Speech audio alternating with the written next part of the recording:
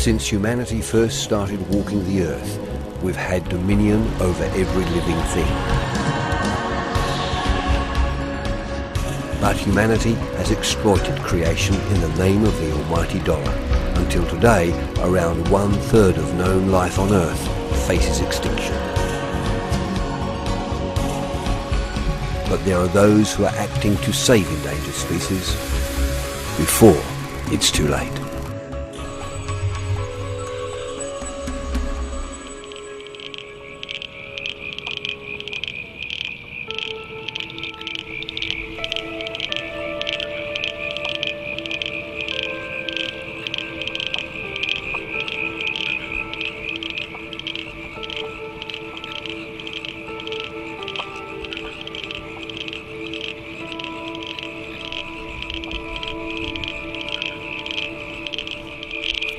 Every day for millions of years, the humble frog has serenaded the setting sun with its chorus of croaks and calls.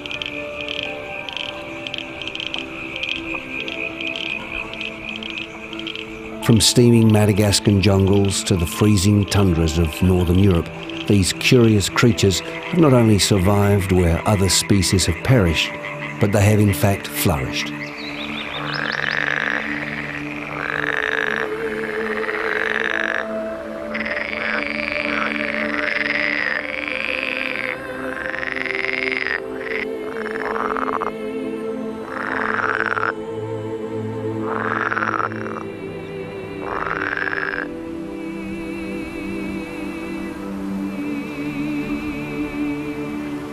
Over these millennia, frogs have developed a number of unique adaptations. Beginning their life in water as tadpoles. Like fish, they breathe through gills, but curiously, they also have to take in oxygen through a vast network of tiny blood vessels just under their skin's outer layer. Frog skin, you see, is permeable, meaning it lets water in and out. They rarely drink from their mouths, but instead absorb water from their surroundings through the skin, storing it in a seat pouch on their bellies.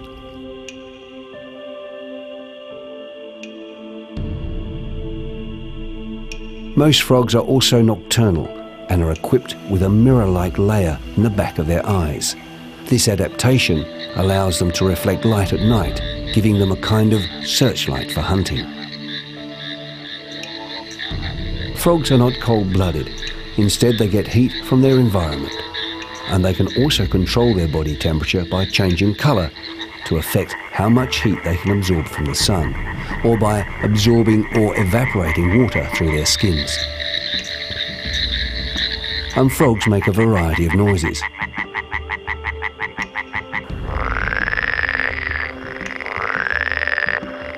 They don't just croak, some can even be mistaken for motorcycles.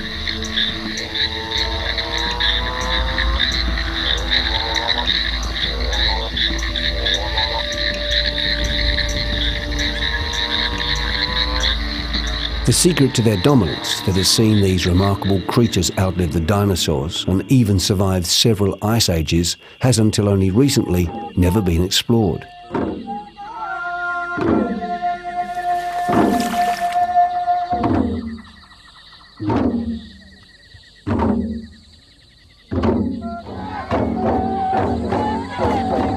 For centuries, ancient cultures have known something of the mysterious powers of the frog, using them for their own ends to kill or cure. In the world's jungles, indigenous tribes distill poison from a frog's skin to tip their deadly blow darts and arrows.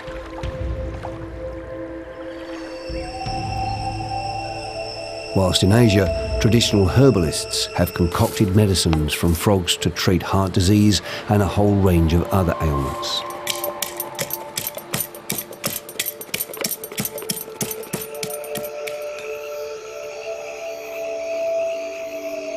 Belonging to the class of vertebrate called amphibia, meaning creatures that live both in water and on land, frogs have burrowed themselves deep into the heart of our cultural mythology, where they are both revered and reviled because of their ability to transform.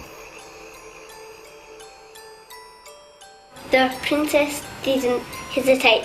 Very gently, she leaned down and kissed the frog. In fairy tales, when the princess kissed a frog and set her prince free, she broke the witch's curse and forever created the promise of living happily ever after.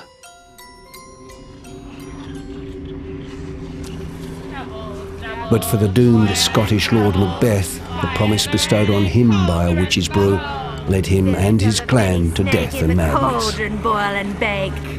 Eye of newt and toad of frog, wool of bat and tongue of dog. Adder's fork and blind worm sting, lizard's leg and owlet's wing, for a charm of powerful trouble like a hell broth boil and bubble. But what is it about the frog that has allowed it to become such a part of our mythology? Is it possibly because these unique creatures in fact do have some kind of supernatural ability? In many countries throughout the world, townsfolk tell tales of frogs encased in stone, only for them to miraculously emerge decades later, as if from some kind of suspended animation.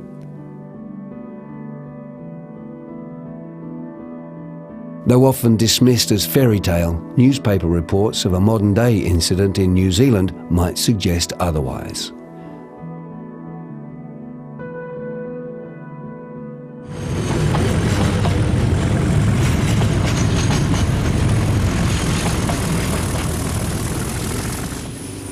Laurie Andrews was in charge of an excavation team working 4 metres below an existing riverbed when his team made a startling discovery.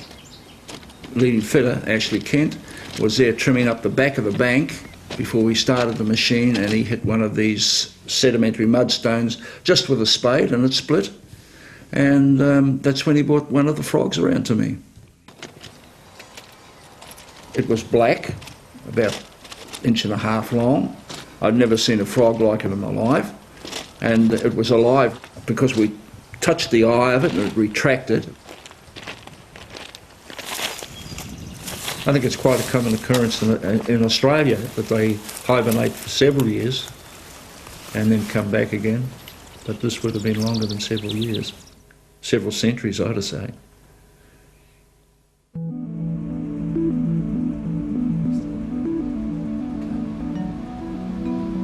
For scientists, like the University of Adelaide's Professor Michael Tyler, these tales only go to fuel the mystique that has always surrounded these animals. I think we have to accept that in terms of their general appearance, frogs must be amongst the most conservative of creatures there are. It's in their biology that they are so variable, the incredible range of things that they're capable of doing, the way in which they breed, their adaptations to light, dark, cold and heat. That's where they are so very special. In our modern era, science is beginning to prove that in fact truth is stranger than fiction. And along the way, researchers are beginning to unlock the frog's secrets. Secrets that could potentially provide a vast new pharmacopoeia for humanity. Imagine if we could harness the frog's ability to regrow limbs. It could mean the end of physical deformities or allow doctors to replace limbs lost or amputated due to road trauma or war. Even more fantastic is Australia's stuttering frog. Scientists believe that once it reaches maturity, it appears to stop aging, staying forever young. If we could unlock those secrets, could we finally discover the secret to immortality? Though serious research into frogs is relatively new, scientists have already made some startling discoveries. In America, researchers have developed a new painkiller from the poisoned skin of South America's dart frog that's 200 times more potent than morphine, yet completely non-addictive. Meanwhile, in Australia, scientists like Professor Tyler, one of the world's leading researchers on frogs, has also made a number of significant medical breakthroughs, such as the cure for gastric ulcers from the chemistry of Australia's now extinct gastric brooding frog. This, he says, is only the beginning. We've got a new surgical glue, for example, upon which we now have a world patent, which we're working on with CSIRO, which is our government scientific organisation, to try and work out the exact structure of the molecule so that this can be manufactured and used. But we've been able to show that in the case of sheep, that we can stick cartilage, living cartilage together and get it completely healed in about 6 weeks. The range of benefits from these simple organisms is absolutely phenomenal. In the past, research leading to these types of discoveries meant that the frog's life was sacrificed. But after a visit to his acupuncturist, Dr. Tyler decided to use a similar technique. Using an electronic stimulus, he found he could effectively milk these required compounds from the animal without killing it. This frog is called Litoria splendida, the splendid or magnificent tree frog. And the sort of chemicals that it's got inside here are of enormous variety. There are some which are antibiotics. There's one which is a mosquito repellent, and that's why the frogs don't get bitten by mosquitoes, but I do. We've got all sorts of compounds.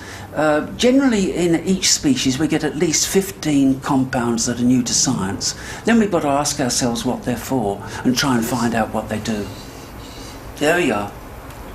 There you can see the creamy white solution coming onto the outside. These are the chemicals. But just as scientists are starting to unlock the frog's secrets, entire species are disappearing right across the globe at a rate virtually unprecedented since the demise of the dinosaur. Some of the reasons explaining this extinction are already well known, pollution and loss of habitat being among the chief causes. But these alone can't explain the rate at which the frogs are disappearing.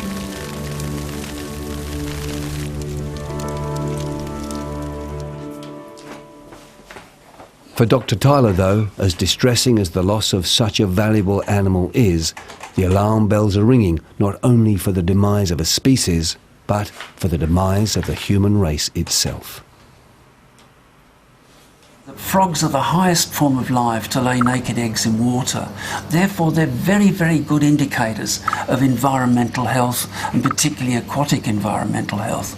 And if the frog numbers are going down, then it's a warning to other creatures such as us that there's something terribly wrong with our planet.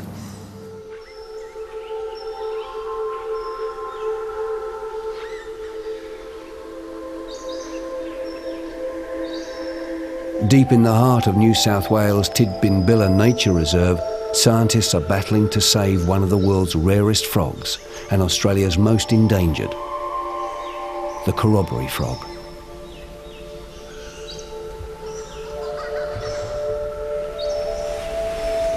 Gaining its name because its spectacular colourings mirror the face paint worn by Aborigines in their ceremonial dances or corroborees.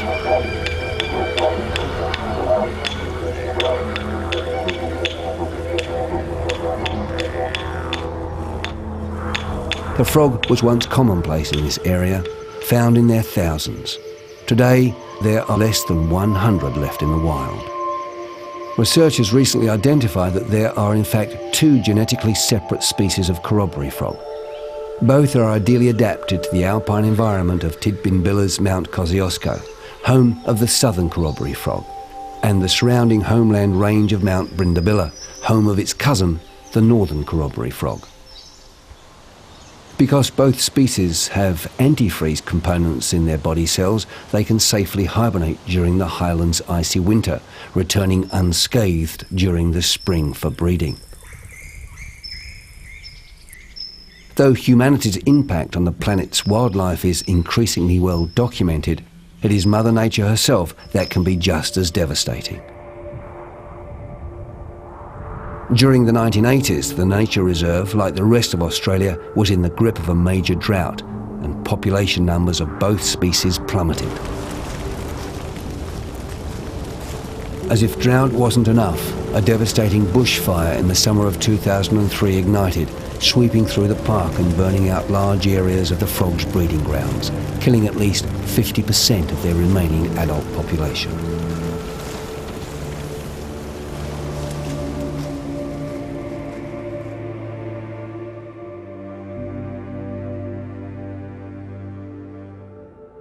But despite Mother Nature's fury, scientists were still suspicious that perhaps there was another reason for such a dramatic decline.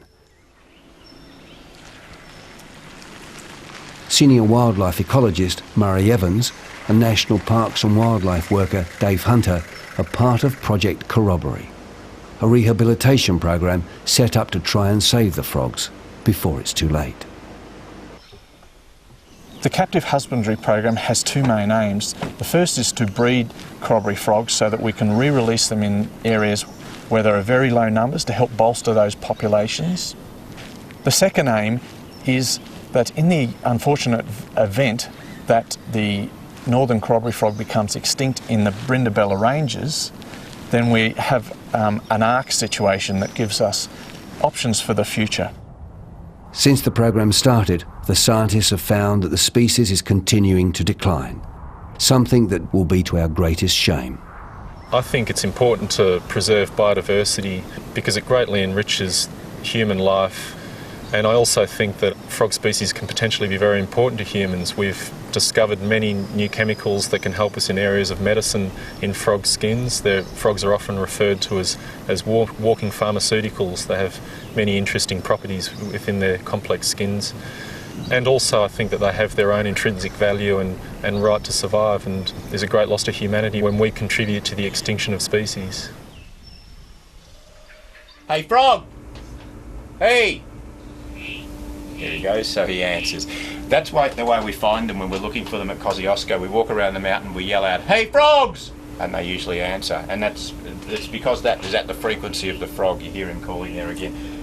Jerry Marantelli runs the Amphibian Research Centre in Melbourne. He's working hand in hand with the scientists of Project Corroboree in the fight to save the species. Well, this is a corroboree frog breeding facility, and in here we have frogs that live on Kosciuszko, the coldest mountain in Australia and the tallest mountain in Australia. So in every one of these tanks there are frogs, tadpoles or young frogs, metamorphlings. These dry bogs like this, which would normally be full of water in the winter, dry up over summer and the frogs breed in them. By the mid-1990s, Jerry, like other scientists the world over, was baffled that frogs were not just dying out in polluted areas, but they were also disappearing from pristine environments. And when the last survivor of the sharp-snouted torrent frog died in his hands, he vowed this destruction had to stop and opened the Amphibian Research Centre, dedicated to the research and conservation of Australia's unique frogs. A few people got to the idea of thinking that perhaps it was a disease, because the way that the extinctions occurred was in one part of the country, the next part, and it looked like it was moving along. Whatever was happening was moving along. Nobody could find what the disease was. In the mid-1990s, myself and a few other people working together on a group of captive frogs and some wild frogs that were dying out were able to discover a disease which is now known as the chytrid fungus. Scientists know that the fungus lives on the frog's skin, causing damage to a protein called keratin, which gives the skin its rigidity. But they are still uncertain as to what happens next. One theory is that the fungus releases some kind of toxin. Another is that as frogs breathe and drink through their skin, the source of humanity's potential new medicines, it's possible that the fungus kills by somehow disrupting this ability. The chytrid has wreaked such damage that Jerry's centre is something of an ark for a number of species that were once commonplace, such as the growling grass frog and the spotted tree frog. But humanity too has also played its part in the frog's destruction by introducing foreign species such as trout into the ecosystem. And what's happened in a lot of places is that trout haven't completely wiped out the frog. What they've done is they've pushed them up into small sections of stream above high waterfalls where the trout can't travel, and where you've got a small population of frogs locked away in an area where they can't go anywhere apart from being eaten by trout. then they're subject to other problems coming in and causing them to be wiped out. And in the case of New South Wales, the very last population of spotted tree frogs left in New South Wales was then blocked in a small section of stream like that by the trout and wiped out by the chytrid fungus. And if we have a look in here, maybe we'll find Dirk, who's the very last spotted tree frog that's come out of New South Wales, and we have been breeding him with Victorian females to recover the species in New South Wales.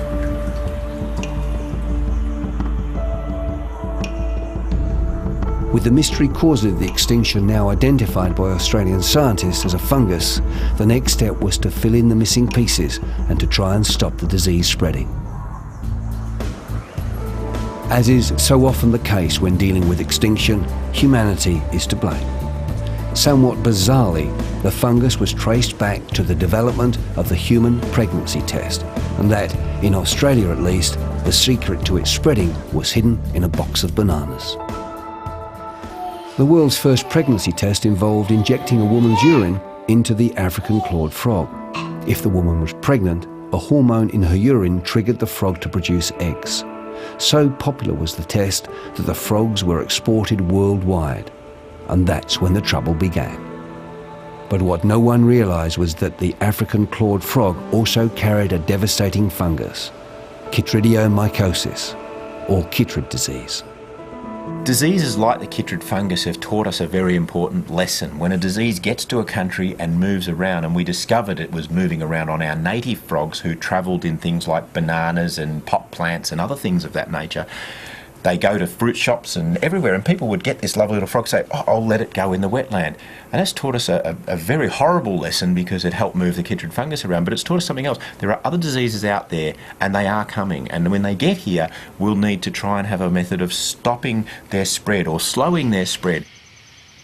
In response to the accidental spread of infected frogs, and in an attempt to make sure nothing like this happens again, the Amphibian Research Centre has set up a lost frogs home in Jerry's home state of Victoria. The idea is that people can bring frogs to the centre, where the strays will be collected, checked for disease, and if they're clear, adopted to schools as pets.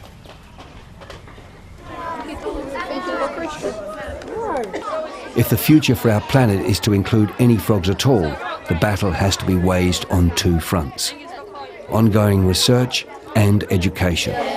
So this is a frog that is good at climbing. So if you watch the way he can swing from my finger, even just by one toe. Can you swing upside down from the monkey bars by one toe? So at schools around Victoria, the lost frog's home hits the road. This frog has brown and green, the colours of the habitat that it lives in. It has huge webbed feet. Look at how big its feet are. That's the tip of its toe. By firing children's imagination and making the natural world fun, Jerry knows that his message will go way beyond the classroom. Imagine if Ian Thorpe had feet as big as this frog. His toes would be out to there if he was standing here talking to you. I think he's had 2 cockroaches today. There is the... Students Julia Amdros and Annabelle Obergang are 2 who have taken the frogs to heart. After Jerry came in and spoke to us about green tree frogs, which come from Queensland, we decided to adopt a few of them. That one's Ribbit and that one's Freddo. We feed them about 3 cockroaches every day, and it's really interesting watching them because they eat really strangely. They push their eyes down when they eat, and it's really interesting. If a frog jumps on you, you won't get injured, okay? But if you jump up and down on a frog... Children have a chance not only to grow up and be different, but to go home and impact on their parents. They're parents that have decisions in large companies to make, their parents who are politicians, and their parents who at home can make a difference by their practices. I didn't like frogs before Jerry came in and talked to us, except now I find them really cool. At the Serendip Sanctuary, an hour's drive from Melbourne, big business and education have come together to create a 250-hectare, that's around 600 acres of wildlife habitat. With support from Alcoa and the Amphibian Research Centre, Serendip has created a unique hands-on approach to nature with their latest gallery, the Frog Room. Gee, well done, guys. This is looking great. I feel like I'm in a frog swamp. It's a world of frogs, all alive. Michael Hellman is Serendip's ranger in charge. Environmental education is the most important thing we really do at Serendip. It's about getting the kids here. They're the future. It's about exciting them about the environment and getting them to take positive action to change our behaviours. We've put in place a range of things that, like this frog room, but also the frog pond, the ponding site, the habitat we have with brolgers and busters and things like that. And we're going to say to them, hey, look, we've got to conserve and protect, and there's no good sitting back. If you can fascinate somebody and show them a creature, they will bond to that creature and they will want to preserve it. They can find out later it's in trouble, they can find out later how they can help it. But the first thing to do is absorb them with the creature and get them to understand that this is a magnificent thing to take an interest in. At Serendip, they hope their work will change perceptions about the environment. If they can show how simple their frog program can be, then they believe it can be done in many other places as well.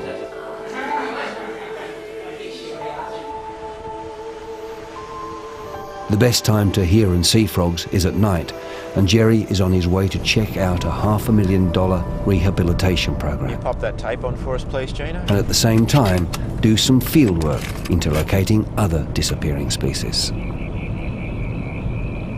It's a lovely night for looking for frogs, and we're finding a few on the road, but I can only be in one place at one time, so that's why we started the Melbourne Water Frog Census program, where hundreds of people, in fact about 300 community volunteers, are now out there recording frog samples. And at the same time as I'm looking for endangered frogs, I can be listening for endangered frogs everywhere in the state, and that's a fantastic way of picking up new information.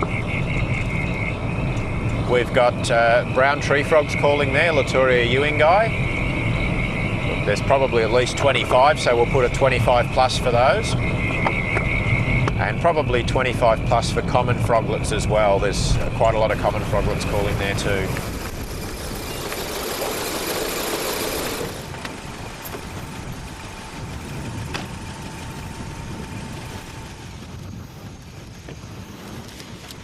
Beautiful. Big female banjo frog. Test her for chytrid fungus.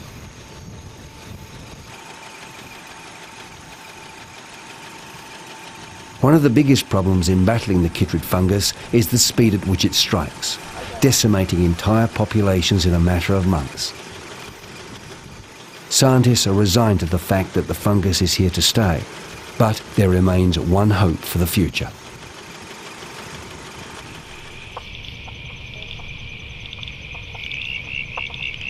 At Alcoa's aluminium smelter in Portland, Victoria, the company has taken the fight to stop the fall of the amphibian a step further by turning their plant's buffer zone back into wetlands. The area surrounding the plant was once home to the growling grass frog. Like so many others, it was so common it numbered in the millions. But today, there are only a few thousand left in the wild. So for 15 years now, these wetlands haven't heard the sounds of a growling grass frog. In fact, 15 years ago, these wetlands weren't here.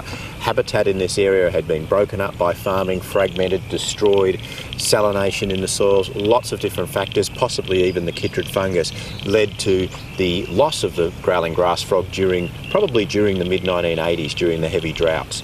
And it's wetlands like this now established by Alcoa with the habitat, the plants, the logs, the hiding spots and the predator-proof fence that's going to protect these little guys as we release them from the captive breeding program.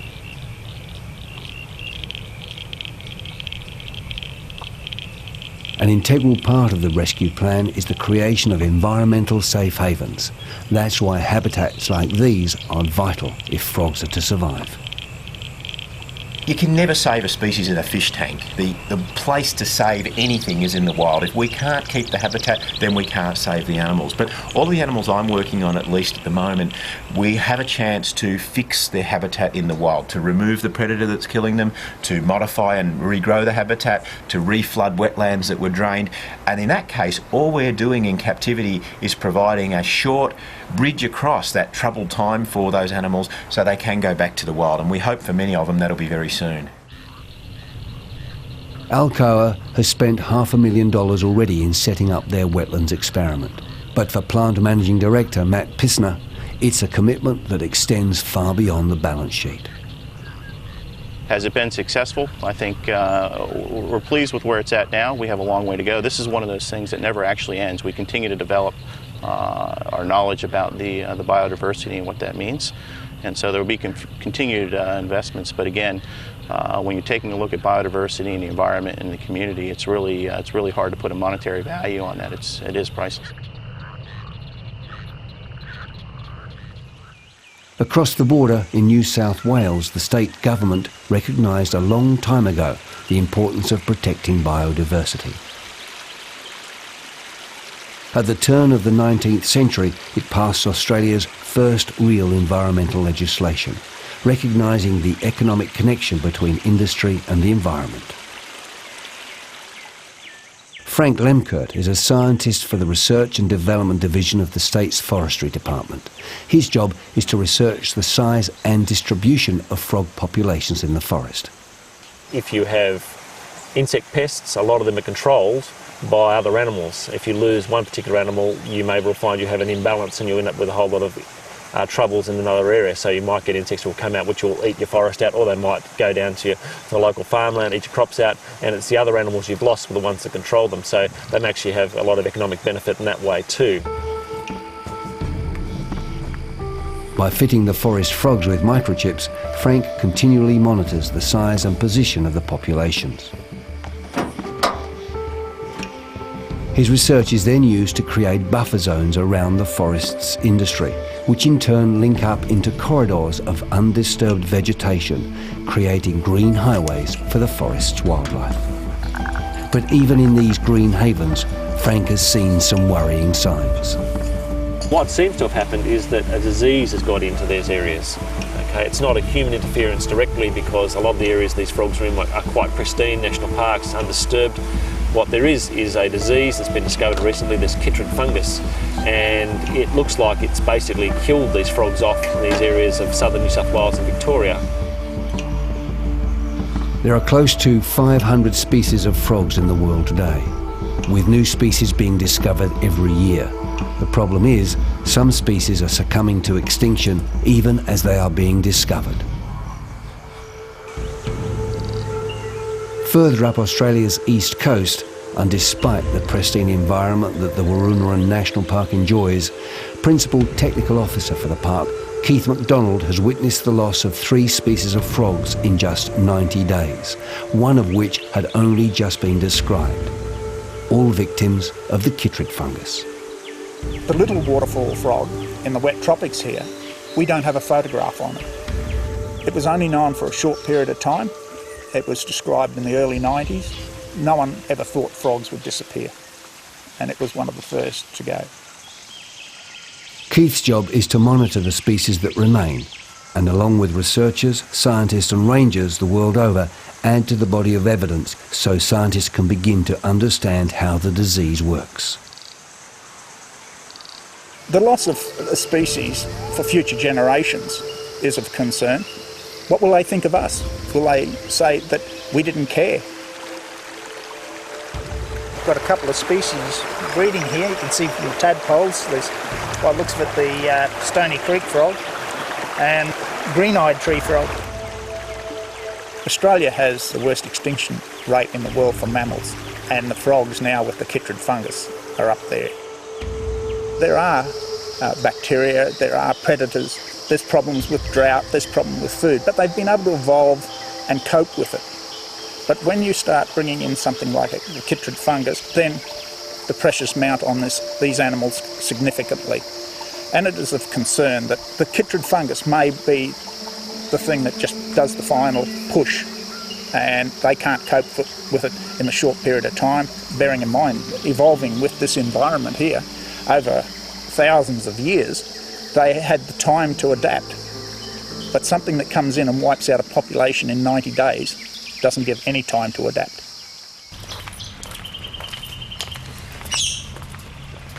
Okay. Now where did you find this frog today? Just in our backyard, on the ground.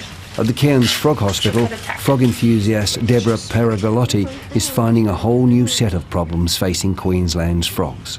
And with one new disease in particular, a whole range of cold-blooded animals too. Deborah originally started the hospital as a place for people to come and learn how to treat injured frogs. When we first started it, I might have 20 or 30 frogs in care, which was a luxury. It was nice to be able to look after some of these things and get them back out to the wild and to learn about them at the same time. But it turns out that there were diseases active in the area that nobody else was aware of, and more and more and more frogs started showing up at the door. I'm just looking at his breathing. He's got the new fungal disease. It's a respiratory disease.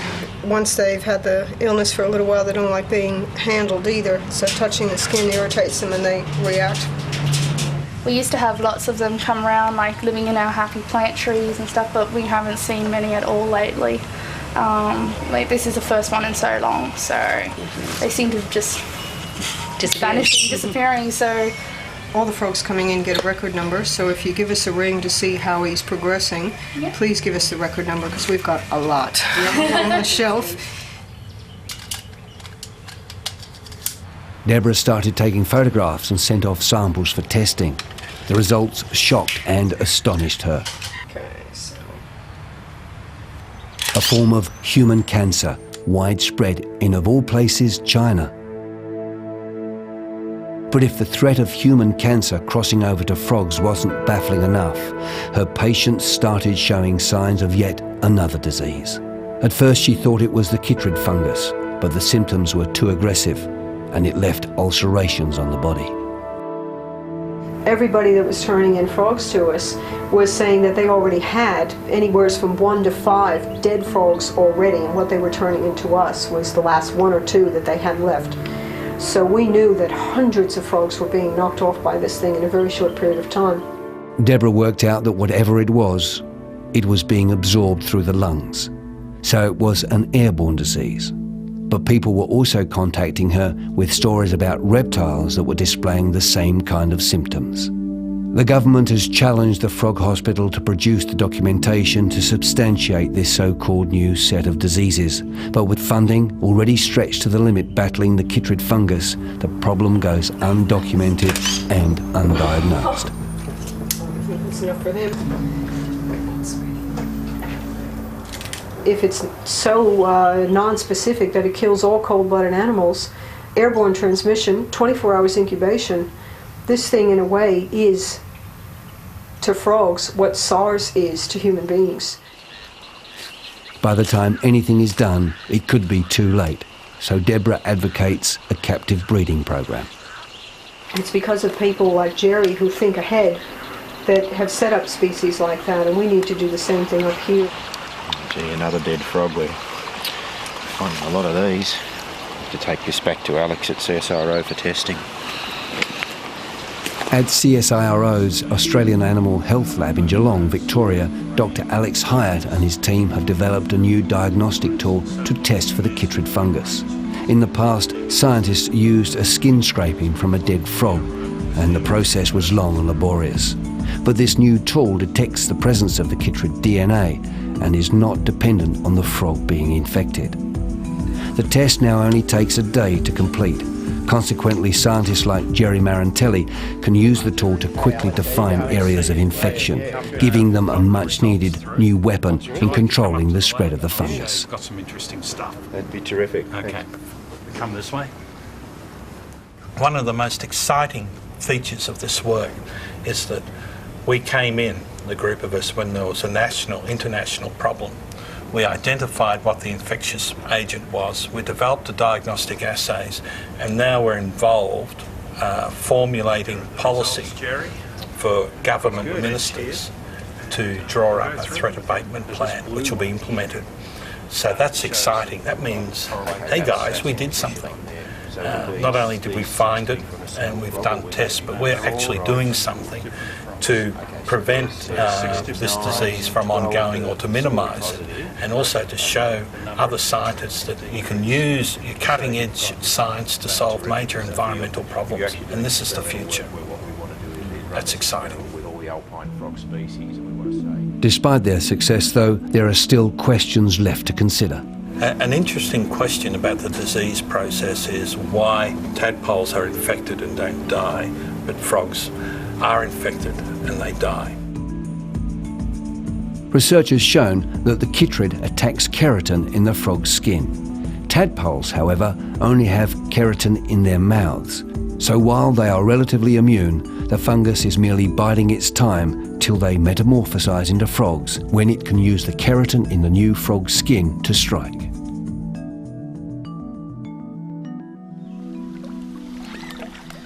Since she was a little girl, Marianne Anstis has spent her life studying tadpoles. Originally a music teacher, Marianne now educates community groups, hoping to convince people that they can make a difference, regardless of who they are or what they do. I've seen a difference in my lifetime. I used to hear frogs everywhere, wherever I went, much more commonly than I do now, and it's very sad to hear silence. Marianne has put her knowledge to good use and written a book that allows both scientists and amateur enthusiasts like herself to identify adult frog populations through the individual characteristics of each species of tadpole. The great boon that her book provides is that researchers in the field can now identify frog populations and estimate numbers during the day. Community power is the biggest power we've got. There are far more general community people out there than there ever will be scientists. So if we can all get together and all make a contribution and all feel confident that the smallest amount of information can be helpful, then we've got far more chance of raising political awareness to conserve the habitat of these animals, because without the habitat you can forget any conservation. Though the future may look bleak for frogs and their habitat, a quiet revolution to try and save the species is slowly gathering momentum, and in the most unlikely of places. In the inner city suburbs surrounding West Australia's capital, people like Vivian Alenta and John Croft have decided it's time to take action. There's a growing movement here within suburbia to give frogs habitat. Since they're losing it in the wetlands, we're creating wetlands in our backyards. Using compost and discarded building materials, the couple have built a network of ponds and overgrown rushes, providing a sanctuary for all kinds of wildlife, including over 20 species of frogs. In fact, their mini wetlands is so successful, it's become a breeding ground for the notoriously fussy western green tree frog, or, as it's more commonly known, the motorbike frog.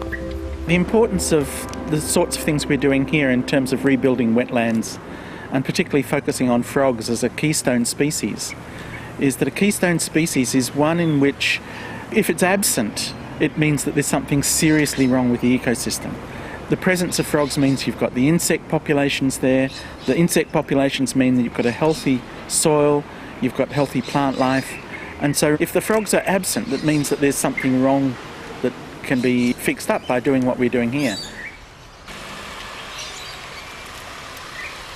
Vivian and John's suburban wetland has also attracted like-minded souls from the surrounding neighbourhood, keen to make a difference. She believes that most people are not apathetic about our environment's destruction. Rather, we feel overwhelmed by its scale and the feeling that on our own we can't possibly make a difference. There are times when I receive 2-3 phone calls a day, people wanting tadpoles to start their own wetlands and frog ponds in their own gardens. Are you going to put them in your pond when you get home? There's a growing awareness of the disappearance of frogs and the importance of frogs, and I have also a growing network, community of people who care about frogs and wildlife in general. So we talk to each other and support each other. Really.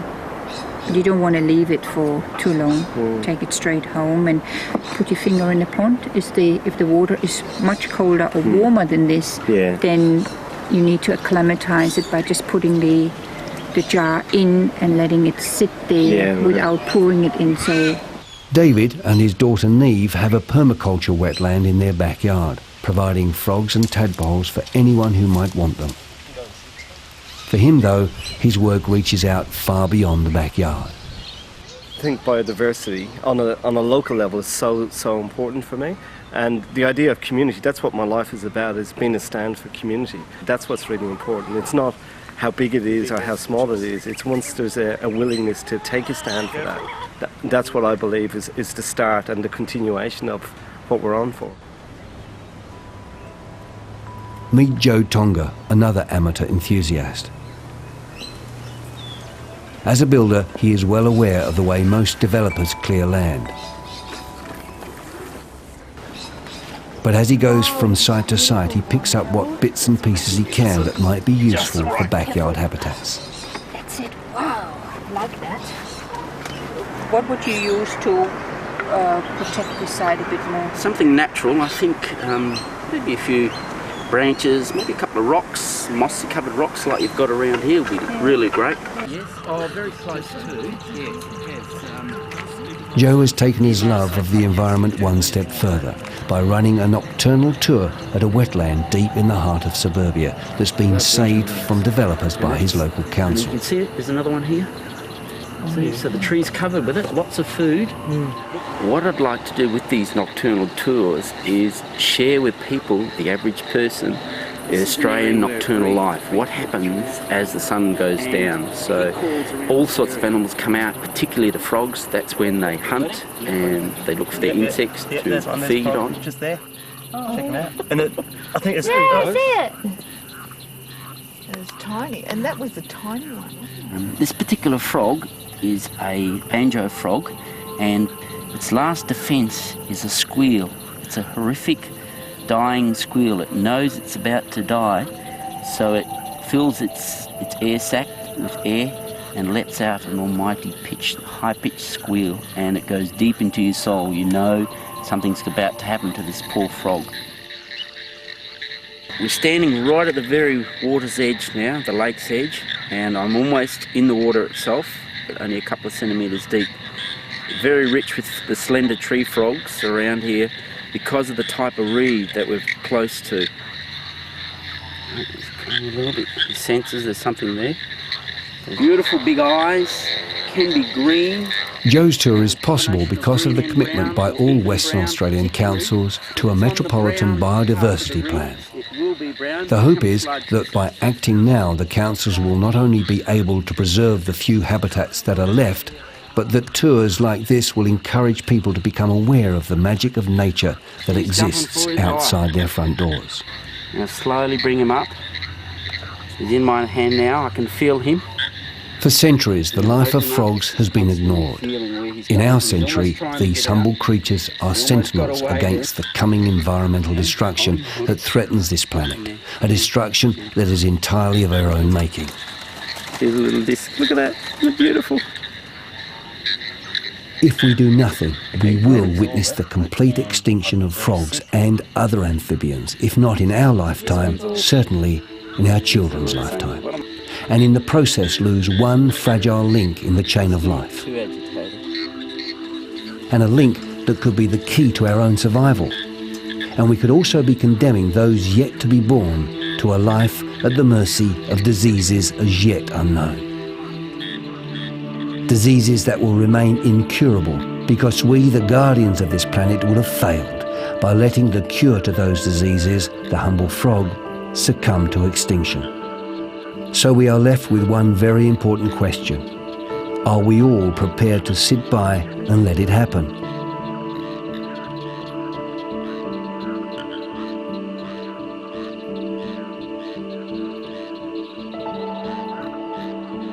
Or are we going to help those who are helping the frogs to save them before it's too late?